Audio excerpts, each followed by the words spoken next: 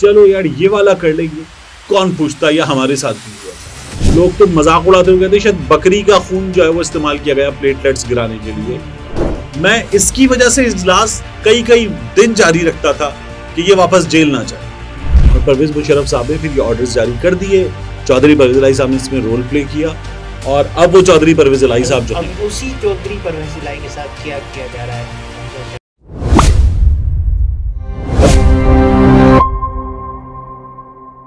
अस्सलाम वालेकुम, मैं हूं अब्दुल सत्तार, आप अलग न्यूज़ देख रहे हैं। तारिक मतीन हमारे साथ हैं। चेयरमैन पीटीआई इमरान खान ने एक ट्वीट करते हुए लिखा है कि साबिक प्रिंसिपल सेक्रेटरी आजम खान लापता हो गए हैं। उसके अलावा उन्होंने अपने ट्वीट में एक और बात की है, जबकि दूसरी जानिब जेल में परवेज इलाही की तबीयत नासाज हो गई।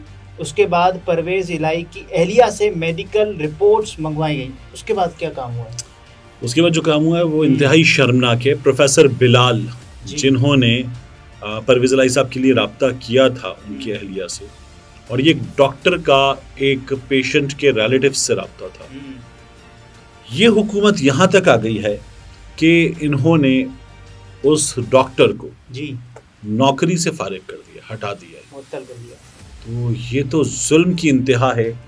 हुकूमत जिस तरह के काम कर रही है, ये शहरियार आफरीदी के बाद ये एक बड़ा शदीद जुल्म है। लेकिन ये एक सीरीज चलती आई है ना, उज़्मा, रियाज, जदून, जब वो हज पर जा रही थी उन्हें रोका गया, उसके बाद फिर जो भी ऐसे वाकयात हैं वो बढ़ते चले जा रहे हैं। मैं हैरान हूँ कि मतलब एक होता है ना, चलो यार ये वाला कर लेंगे, कौन पूछता, या हमारे साथ भी हुआ था।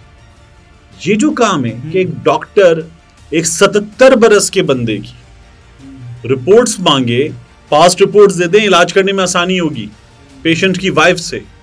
वो वाइफ लेकर पहुंचे वो रिपोर्ट्स, और वहां पर उस डॉक्टर को ये हुकूमत हटा दे। तो आप अंदर उन्हें ये कौन बेशर्म लोग हैं? ये वो लोग हैं जिन्होंने मियां नवाज शरीफ की रिपोर्ट्स बदली जी। मियां नवाज शरीफ की रिपोर्ट्स बदल के, और लोग तो मजाक उड़ाते हुए कहते शायद बकरी का खून जो है वो इस्तेमाल किया गया प्लेटलेट्स गिराने के लिए। ये सब करके आपने उनको बाहर भेज दिया।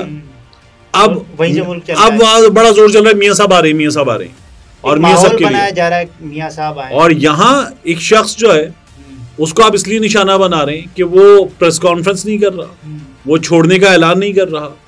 77 बरस की उम्र यार, छोड़ने वाले बाहर जा चुके, सब कुछ मुआफ। देखिए, तो ये बड़ा अजीब काम है प्रोफेसर बिलाल के साथ। पहले तो उनको मुलाकात करने नहीं दी गई, 4 घंटे बिठाया गया, ऐसे ही बिठाया गया। अब आप देखिए कि ये परवेज इलाही कौन है, और ये इन लोगों को शर्म क्यों आनी चाहिए। जो आज ये जो फुटेज दिखा रहा हूं ना मैं, ये डूंगा गली में ट्रैक पर वॉक करते हुए, पहाड़ पे घूमते हुए हमजा शहबाज साहब लाल सूट में। ये हमजा शहबाज साहब को भी शर्म आनी चाहिए जो परवेज इलाही के साथ हो रहा है।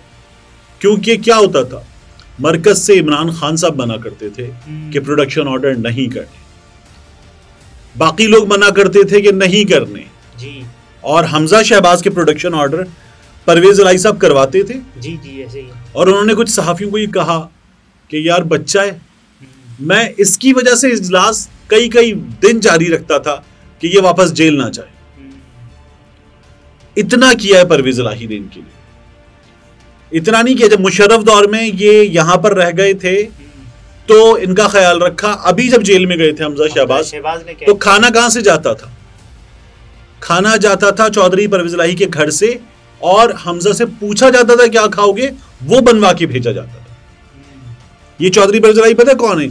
मुशर्रफ दौर में जावेद हाशमी साहब जो हैं, उनकी बेटी की शादी वो आ गई, तो उस मौके पर आखिर में बिल्कुल शामी साहब ने, मुजीबुर रहमान शामी साहब ने राब्ता किया चौधरी परवेज इलाही से कि कल जावेद हाशमी की बेटी की शादी है, और ये रात कुछ 11:15 साढ़े 11 बजे राब्ता हुआ है। चौधरी साहब ने कहा यार ये तो बड़ा जुल्म हो गया, आप मुझे अब बता रहे हैं। उन्होंने कहा जी मुझसे किसी मसरूफियत में रह गया। तो उन्होंने कहा रुकिए, अच्छा मैं चेक करता हूँ। अब कौन था उस वक्त तमाम चीज़ों का करता धरता, तमाम पावर्स किसके पास थी? जनरल परवेज मुशर्रफ जी। परवेज इलाही साहब ने रात के कुछ 11:15 बजे परवेज मुशर्रफ साहब से रब्ता किया, और फॉर्चुनेटली वो रब्ता हो गया, वरना इतना लेट फिर बंदा वैसे ही लिहाज कर जाता है कि यार अब क्या कॉल करनी। उन्होंने रब्ता किया। परवेज मुशर्रफ साहब भी पता नहीं किस उस वक्त जहनी रो में थे। उन्होंने पूछा अच्छा, कहने के फिर क्या करना चाहिए? चौधरी साहब ने कहा कि बेटी की शादी है, उन्हें जाने दें, कहना हाँ ठीक है भेज दो। और परवेज मुशर्रफ साहब ने फिर ये ऑर्डर्स जारी कर दिए।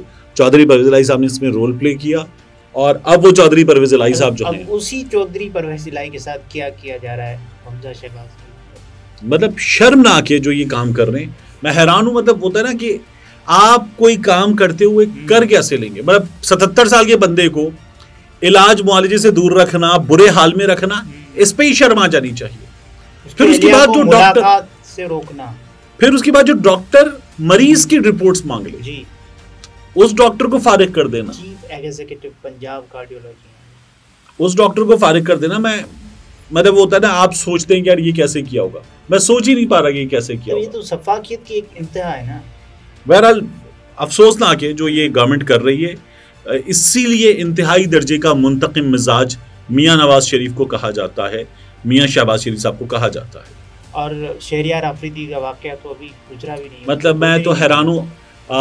ये तमाम चीज़ें आप देखिए कि इन्होंने परवेज इलाही साहब ने या दीगर लोगों ने, ये मुशर्रफ साहब के दिनों में, क्योंकि डिक्टेटर थे ना जी, उस दौर में भी ऐसे काम नहीं हुए जैसे इस वक्त ये हुकूमत कर रही है। इमरान खान साहब ने ट्वीट किया है, वो कहते हैं कि आजम खान जो मेरे प्रिंसिपल सेक्रेटरी हुआ करते थे कल शाम से लापता है। हर वो शख्स जिसके बारे में ये तासुर है कि मुझसे करीब था को हदफ बनाया जा रहा है। मैं साबिक गवर्नर लतीफ़ खोसा की रिहाइशगाह पर गुज़श्ता शब किए जाने वाले हमले की भी शदीद मज़म्मत करता हूँ। लतीफ़ खोसा का जुर्म यह है कि वो कौम के खिलाफ जारी फस्तायत को तनकीदी निगाह से देखते हैं। खोसा साहब तो चले हमने डिस्कस भी कर लिया, दिखा भी दिया वीडियोस में कि क्या हुआ उनके साथ जी।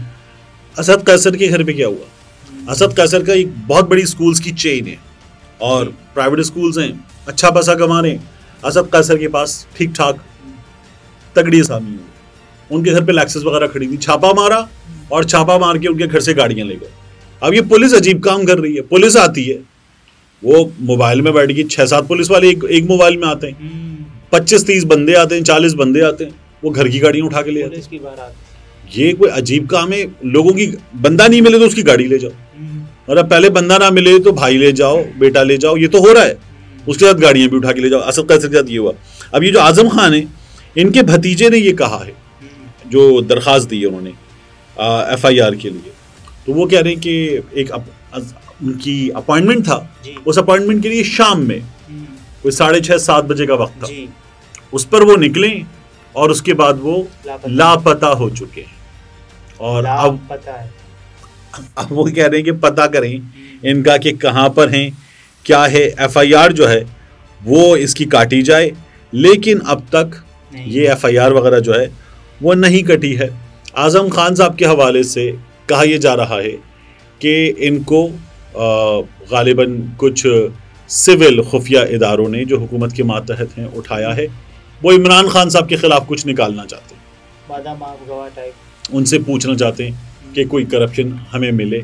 अभी तक करप्शन नहीं मिली तो कत्ल भी डाल दो, ये भी डाल दो, दहशतगर्दी की दफात डाल दो, मुजाहिरे पे पुलिस वालों को मारा था डाल दो, ये सब कर लो।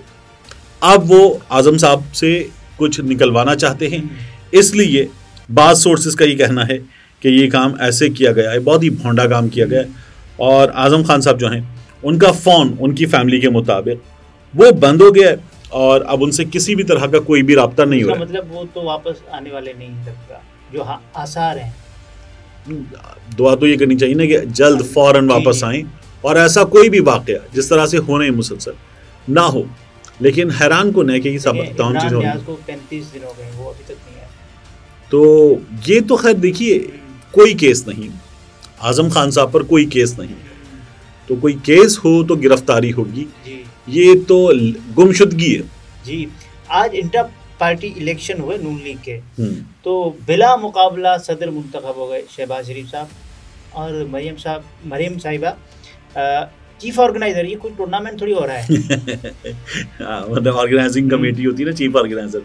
लेकिन बहरहाल वो पार्टी को जो है वो बना रही हैं, ऑर्गेनाइज कर रहे हैं। हाँ, वैसे तो कौम को बना रहे हैं ये लोग मिलके, अच्छा, लेकिन वो पार्टी को बना रही हैं और पार्टी को बनाने का ये सिलसिला जारी है। पार्टी को बनाने का ये सिलसिला जारी है, इसलिए खेल खेल रहे हैं। 30 मार्च को गालिबन ये काम लाजमी हो जाना था, तो 30 अप्रैल, 30 मई, 30 जून आ रही है और अब तक इलेक्शन कमीशन ने इनसे कोई जवाब नहीं मांगा कि ये क्यों नहीं किया।